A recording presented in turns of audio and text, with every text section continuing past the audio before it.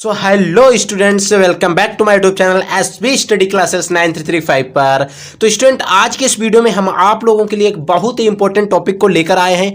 इस वीडियो के अंदर हम आपको बताएंगे कैसे आपके पास जो समय बचा हुआ है इसमें आप कैसे मेंटेनेंस करें ताकि आपकी बोर्ड एग्जाम 2024 की जो तैयारी है वो आपके 100 नंबर की हो सके। और आपको मैं आज 18 ऐसे टॉपिक 18 ऐसे टॉपिक्स बता दूंगा कि आप इनको पढ़ लेंगे तो आपके 100 नंबर पूरे हो जाएंगे।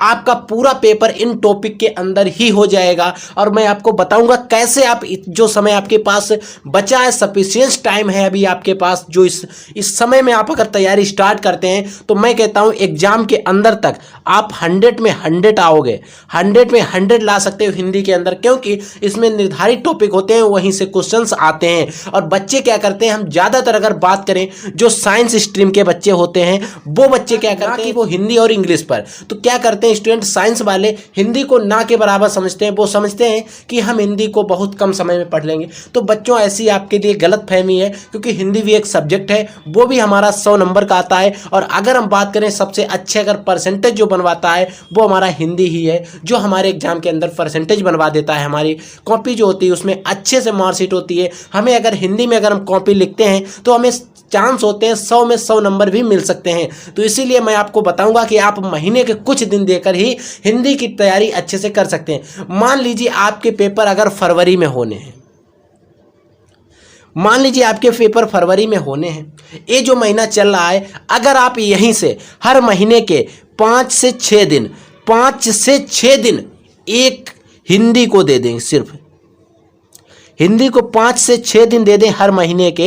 अगर हम बात करें तो इतने ही दिन हर सब्जेक्ट पढ़ेंगे। अगर आप 12th में हैं तो आपके पास 5 सब्जेक्ट होंगे, 5 छक्का 30, लगभग 30 दिन। अगर आप हिंदी के 5 या 6 दिन नहीं दे रहे हैं तो आप 4 दिन भी दे दीजिए। आप बच्चों 4 दिन आपको हिंदी के देने ही देने हैं। हर संडे भी आप हिंदी को दे सकते हो। अपने जो स्टडी करते हो उसमें से हर संडे को निकाल कर कुछ समय बचाकर आप हिंदी को दे दें। और मैं आपको बताऊंगा हर महीने में अगर आप एक टॉपिक एक महीने में खत्म करते हैं तब भी एग्जाम के टाइम पर तक आपका सफिशिएंट टाइम है। जब आप पूरा सिलेबस खत्म कर दोगे, हिंदी की तैयारी एकदम धमाकेदार, और फरवरी में रिवीजन, फिर उसके बाद कॉपी के बाद रिजल्ट, अच्छा सा रिजल्ट आएगा। आपको कोई दुख भी नहीं होगा और आपकी तैयारी भी अच्छी सी हो जाएगी और आपका कोई समय भी वेस्ट नहीं होगा। तो मैं बताऊंगा आपको वही टॉपिक जो आपको पढ़ने हैं सबसे ज्यादा इंपॉर्टेंट। तो अगर हम बात करते हैं, सबसे पहला हमारा जो क्वेश्चन आता है वो आता है गद्यांश को लेकर। इसमें हमारे पास गद्यांश आते हैं। ये जो गद्यांश आता है ये हमारा 10 नंबर का आता है।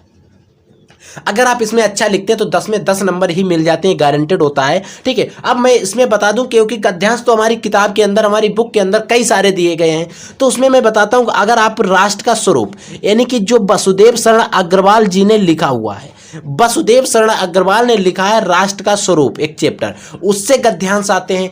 अशोक के फूल से गद्यांश आते हैं, जो हमारे डॉक्टर हजारी प्रसाद द्विवेदी जी ने लिखा है। ये गद्यांश भी इतना इंपॉर्टेंट है। गद्यांश अगर आप प्रीवियस ईयर क्वेश्चन पेपर लगभग 4 सालों के उठा के देखेंगे तो इन्हीं से आ रहे हैं ज्यादा से ज्यादा गद्यांश। तो मैं आपको इनकी ट्रिक भी बताऊंगा किस तरीके से आपको इनको अच्छे से हल करना है, क्योंकि इनमें जो हम गद्यांश होते हैं अगर इनको समझना चाहें तो हम ट्रिक के भी समझ सकते हैं। इसमें कुछ शब्द ऐसे होते हैं जो हर गद्यांश में मिल सकते हैं। जैसे अगर आप अशोक के फूल की बात करेंगे गद्यांश की, तो इसमें अशोक या अशोक के फूल या वृक्ष को लेकर कई सारी बातें की जाएंगी हर गद्यांश के अंदर। मिनिमम बातें की ही जाएंगी, आपके गद्यांश जो होगा उसके अंदर की ही जाएंगी।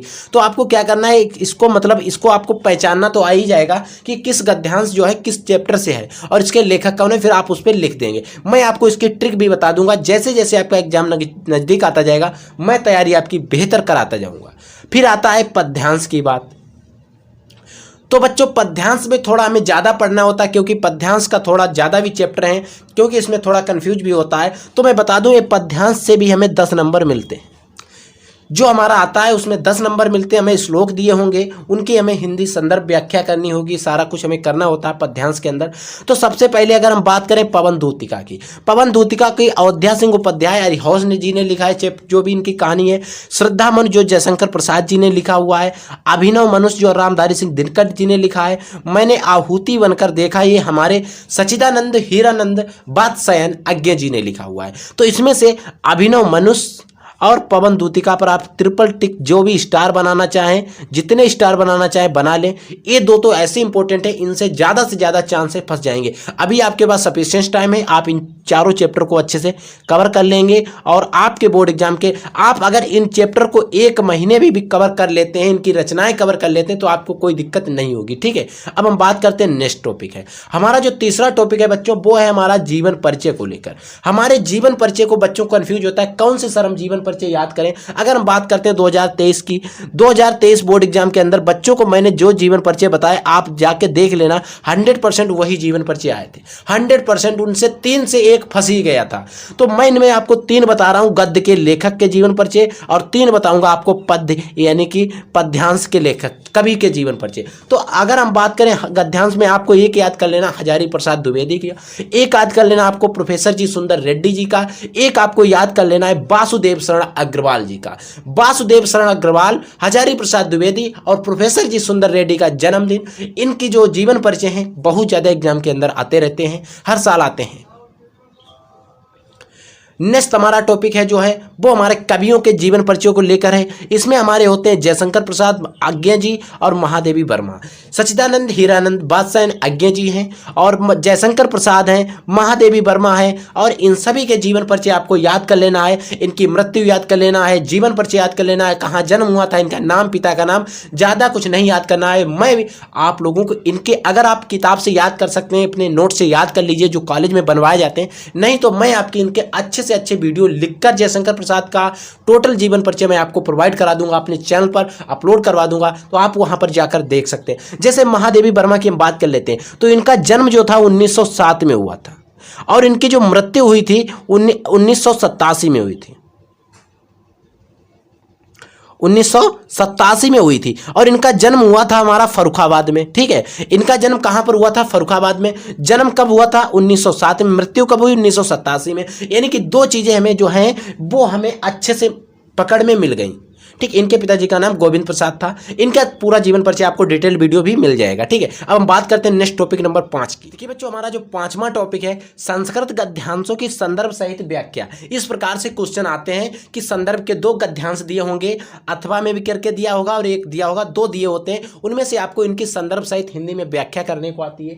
इसमें अगर हम बात करें तो आपको एक याद कर लेना है, संस्कृत भाषा महत्वम और पंचशील सिद्धांत। अगर आप इन 2 चैप्टर को अच्छे से कवर कर लेते हैं तो आपको संस्कृत के गद्यांश यहीं से फंस जाएंगे। मैं फिर कहता हूं, इन सभी गद्यांश को मैं पढ़ाऊंगा। आज के इस वीडियो में सिर्फ आपको बता रहा हूं आपको क्या पढ़ना है, क्या नहीं पढ़ना है। मैं इन सारी चीज़ों की तैयारी आपको अच्छे से करवाऊंगा। फिर आता है संस्कृत के श्लोक। आपको इन 2 चैप्टर के श्लोक याद कर लेना है, जिसमें से सुभाष रत्नानी का है। इनके तो श्लोक आपको 4 श्लोक, लगभग 5 श्लोक याद कर लेना है और लगभग 100% चांस है कि इसी से आपके फंस जाएंगे। ऊपर वाले को आप ना याद करें तब भी सही चलता है।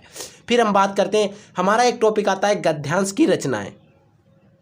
देखिए, इसमें आपको 5 नंबर दिए जाते हैं। गद्यांश की कुछ रचनाएं आती हैं और कुछ रचनाएं हमारी आती हैं पद्यांश की। ये 5-5 नंबर की आती हैं। टोटल अगर हम बात करें तो ये हमारे आते हैं 10 नंबर के।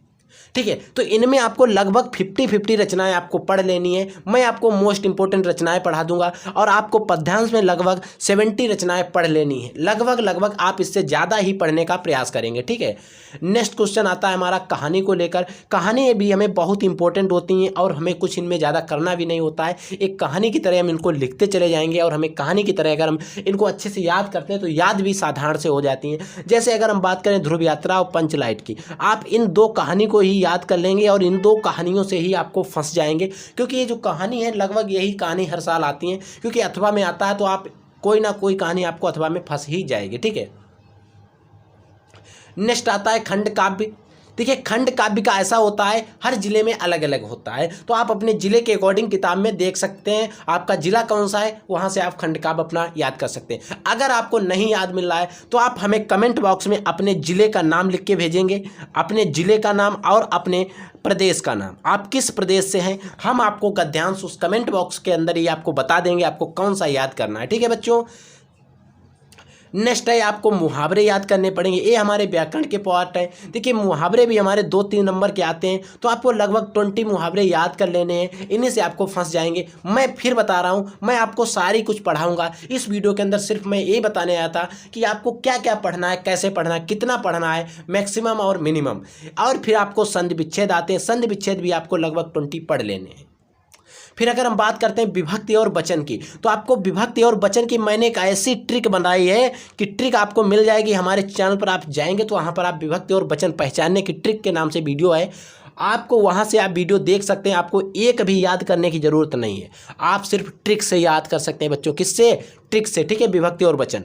तो ये भी आपको लगभग आप इनमें 20 का प्रैक्टिस कर लेंगे, हो जाएगा सफिशिएंट। अगर फिर हम बात करते हैं रस की, तो रस में आप वीर रस हो गया और वीर रस हो गया और शांत रस, 2 रस हैं। इनके उदाहरण सहित आपको परिभाषा और इनका उदाहरण आप याद कर लेंगे, वीर रस अथवा शांत रस। फिर हम बात करते हैं अलंकार की, ए भी हमारा 2 नंबर का आता है, ए भी हमारे 2 ही नंबर के आते हैं, ठीक है। तो रूपक श्लेषम अलंकार हो गया, रूपक अलंकार और रेमक अलंकार, इनकी आप परिभाषा सहित आप इनका उदाहरण याद कर लेंगे। ये भी आपको बोर्ड एग्जाम के अंदर 100% फंसेंगे ही फंसेंगे। फिर आता है हमारा आवेदन पत्र। आवेदन पत्र भी हमें बहुत इंपॉर्टेंट है, याद करके ही जाना है।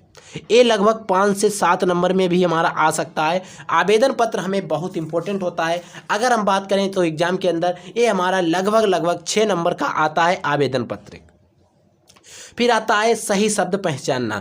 कुछ शब्द दिए होते हैं, गलत दिए होते हैं, उनमें हमको सही पहचानना होता है, ठीक है, ये भी आता है। ये लगभग आपका 2 नंबर का होता है। फिर हम बात कर लेते हैं निबंध पर। निबंध जो है हमारा पूरा 9 नंबर का आता है, पूरा 9 नंबर का आता है निबंध, और ये 9 नंबर हमारे पक्के होते हैं। तो मैं आपको लगभग 3 निबंध इस वीडियो के अंदर बता रहा हूँ, आप इन निबंध को तैयार कर लेंगे।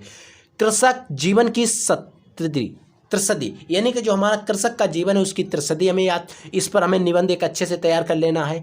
एक भारतीय लोकतंत्र की भविष्य याद कर लेना है, यानी कि भारत का जो लोकतंत्र है उसका भविष्य क्या होने वाला है इसके बारे में। और हमें एक पर्यावरण पर निबंध याद कर लेना है, क्योंकि पिछली साल लगभग आपके एजुकेशनल जितने भी एजुकेटर उन्होंने आपको कोरोना वायरस पे बताया था, कोरोना वायरस पर बताया था कि ये निबंध आएगा, और मैंने आपको बताया था कि ये निबंध नहीं आएगा, और लगभग बोर्डों में निबंध नहीं आया था। क्योंकि देखिए बच्चों, एग्जामिनर भी आपको पास करने और फेल करने के इरादे से नहीं बैठा होता है। वो सोचता है कि आप पास भी ना हो इतनी सरल तरीके से कि आपको सब पढ़ा हुआ मिल जाए, और इतना भी ना हो कि आपको पढ़ा हुआ भी ना मिले।